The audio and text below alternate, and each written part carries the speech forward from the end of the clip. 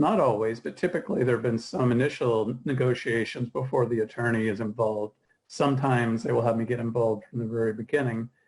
But typically there's some preliminary talks, and it's kind of strange. What you do is you kind of hit the big points, and if you can't agree on some of the larger points, then there's no sense in getting into the details. But if you can agree on an approximate purchase price, and on the flip side, the buyer understands that there is approximately these particular assets that will be transferred, or this particular goodwill, and this is what the financials are going to show without actually doing the due diligence to get in there and look at the books. So once those negotiations take place with or without the attorney, and I'm not one of those attorneys that think I need to be involved in every stage, because, you know, I know a lot about different industries, but certainly the people that are working in those day to day know more about those than I do. Just the kind of the nature of spending that much time. Like if somebody came in to evaluate a law office and really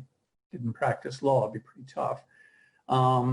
So, you know, I don't necessarily have to butt in and get involved to the initial negotiations unless the client wants me to.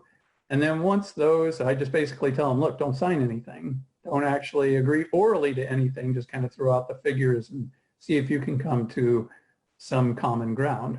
Once that's done, and I get an idea from the client of what's been discussed and what the goals are for the particular client, and then it becomes a matter of, you know, it's the old saying, the devil's in the details. So you have to negotiate details, and some of them, you know, you'll hear that those are non-negotiable, and lo and behold, 2 weeks later, once your client is given something up, all of a sudden that becomes negotiable. So it's a lot of negotiations. You know, people think that attorneys are mainly for drafting documents and for litigating, and well, that's true. And there are a lot of documents that need to be drafted in the sale of a typical business. More the negotiating of the fine details is a huge part of it.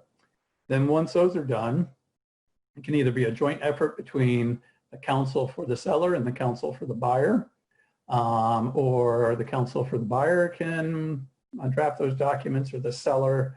There really is no hard and fast rule. I would say most of the time it's kind of a joint effort. One person will take on the initial draft, and then the other one will start to kind of tear the draft apart a little bit and say, no, we're not going to agree to this, but we will agree to that. And a lot of it is tweaking the language so that the two parties are both protected and both parties can walk away as relatively winners for the negotiation, because that's the best deal, is that both parties walk away and they both have, according to what their goals are, have won. May not be what they expected in the beginning, but certainly better than it could be. When there's real estate involved, obviously, then you have to deal with the real estate closing as well, which has a whole new, unique set of circumstances and due diligence.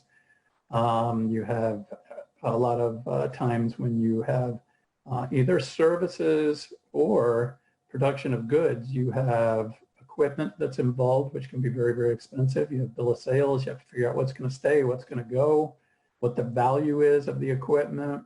You may have appraisers in there for the real estate, for the personal items, for the goodwill of the business. And for those that don't know, the goodwill of the business is the name. You come into someone that's established a name in a local community for 30 years, that's worth something. What is it worth? That's what you have to negotiate.